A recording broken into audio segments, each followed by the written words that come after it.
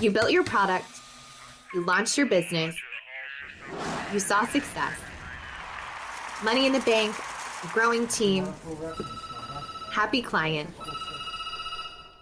But now you feel like you're drowning. I'm here to help you get your head above water. I'm Lauren Goldstein. My clients call me the Business Doctor.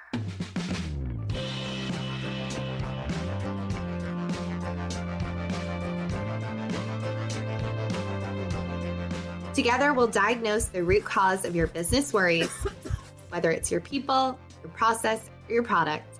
We'll clarify your business needs so you can scale without the burnout.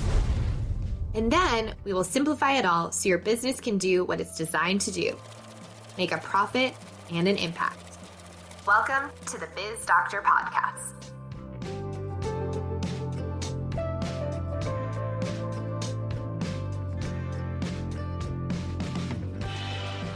Welcome back to the show. In today's episode, I'm going to dive into a highly controversial topic, morning routines.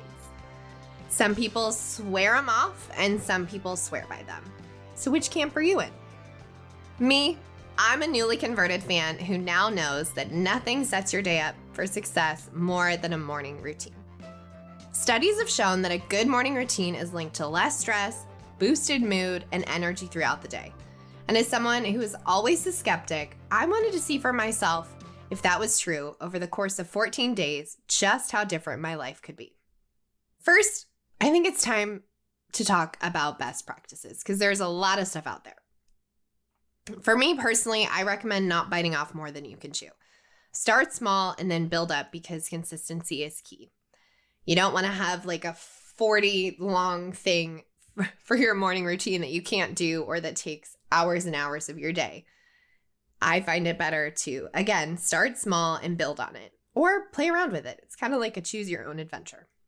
Next, and this one as a night owl might have been the hardest for me, set aside the time, which may mean that you have to get up a little bit earlier or shift your calendar. Third, this one plays into the one before, but build some buffer time around it so you aren't rushed. There'll be some mornings when I was super efficient and it went flawlessly and I got done very fast. And there were other days when I journaled and needed more time. Having that buffer allowed me to be present and calm and not rush through the motions of my morning routine just to get it done. That's something that I think is really important. When we, and Chris in our previous podcast episode touched on this, when we make something a habit and then it just becomes something that we do and we lose the connection to it, then it just becomes another thing that we're doing, like a checklist, and we're checking it off the day. It's really important for your morning routine to be intentional and present to it so that you can feel the impact all day. Fourth, just like you're a unique person, so your morning routine should be too. Choose your own adventure, like I said before. Choose what fits you. I think the fastest way to not having a supportive morning routine is adopting someone else's that doesn't support you. Like there are some people out there that their morning routine is getting up at 4 a.m. and doing a polar plunge. More power to you. I mean, I live in Texas, so maybe the polar plunge wouldn't be too bad. But the 4 a.m., I don't think that's very supportive for me as somebody who's a night owl and routinely goes to bed around midnight or after. So just because somebody out there is doing it one way doesn't mean that it's going to be supportive for you. So again, find something that works for you, build on it, and then see where it takes you. Maybe you need to add things. Maybe you take things away. That's the best part is it's your life. It's your morning routine. Make it something that's going to make a difference in your life. And lastly, I know this might sound silly, but do not check your phone before you do your morning routine. I know this might seem like a no-brainer, but I think it needs to be said because one morning when I was still getting the hang of this and wanted to check I hadn't missed anything, because yes, I made a little outline of things that I wanted to do, but I hadn't quite made sure that it was committed to memory. And I pulled up my phone and it derailed me for at least 20 minutes because I got sucked into the distractions of my day faster than Alan Parrish in Jumanji. It was terrible. And then, you're flustered and your morning routine kind of gets off track. That's my best advice for the best practices of how to have a morning routine that's really going to set you up for success. Now, I'm going to share my routine. again, I don't think anyone should copy someone else's, but I think there are components of mine that I saw really make a difference in my life. So if one of these speaks to you, feel free to adopt it. The first thing, something that I'm really focused on right now is health. So the first three things of my morning routine support my health, and that is 1 glass of water, 1 glass of celery juice, and 1 hot lemon water. All of those are really helping improve gut health, helping rehydrate from the night, and setting myself up for success for the day. That's, I think, the magic of the morning routine, is that it's setting the foundation for the day. So really think about like the areas of your life that you want to improve, and then see how you can create a morning routine that's going to support them. The second two things I read to expand my perspective. I read Daily Pattern and Daily Stoic Message. It's an amazing book, and I will link it in the show notes.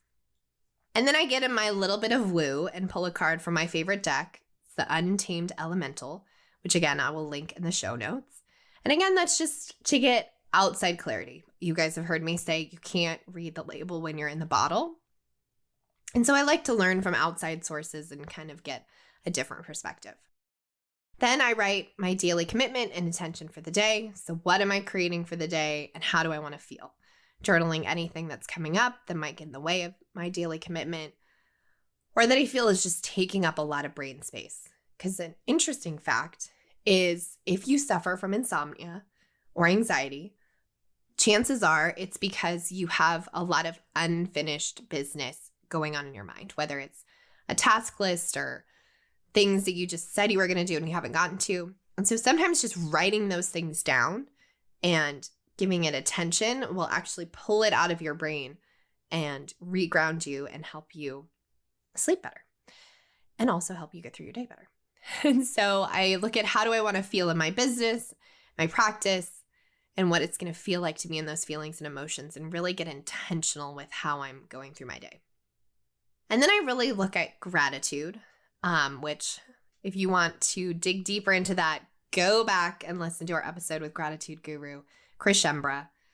Gratitude literally creates miracles in your life. And so I have a gratitude practice around that. And then this next one is actually, honestly, one of the biggest things that I saw impact my day. And that's writing myself a love letter. And I know this one might seem weird, but honestly, as I said, it was the most impactful. Let me get vulnerable with you for a minute and tell you why. I realized rather recently that I have a very harsh inner critic. I don't know if any of you have a harsh critic, inner itty bitty shitty committee, or like inner person that's just playing in your ear.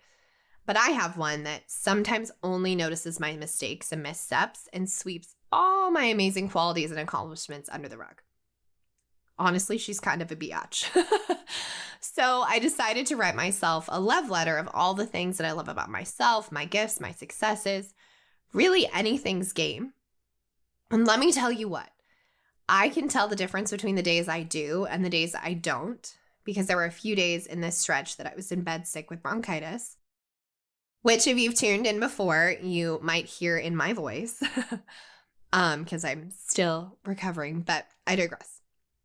Those days, sickness aside, because there were a few days in there where I was sick, but also did my self-love ritual, I really felt like the world was off. Like if I hadn't done the love letter, my world was off, and I was just going through the motions.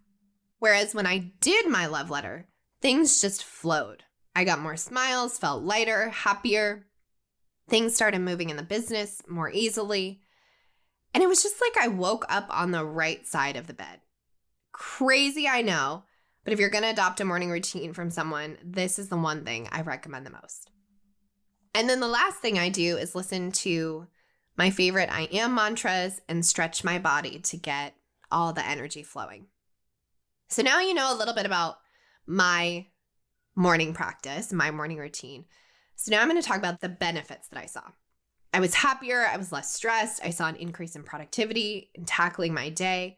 And I felt a greater sense of control over my day. It was like I could take a bigger, deep breath before diving into running my business and serving my clients. Honestly, win-wins all around. Now, as a converted morning routiner, I would say that I would recommend it to everyone. It just starts your day on an intentional and positive note. It's like getting out of bed on the right side every day and getting grounded instead of feeling like you're at the mercy of your day. I don't know if you've ever felt like that, where you're just like, I can't seem to get ahead of it, or your day just starts before you start it. So my best advice is, again, as I said before, choose your own adventure, try a few things on, see what fits, add, subtract, tweak, until your morning routine is not only something that fits you, but that you look forward to every day. Because I was skeptical, but I've seen the changes, I've seen the benefits, and it's something that when you consistently integrate it, I think you'll be amazed at how your life will change in positive ways. So that is it for this week's episode. I'd love to hear from you and your biggest takeaways. So make sure that you're following along. Tag me on Instagram at It's Lauren Goldstein, or LinkedIn, or wherever you hang out on the interwebs. Thanks so much for listening, and we'll see you next week.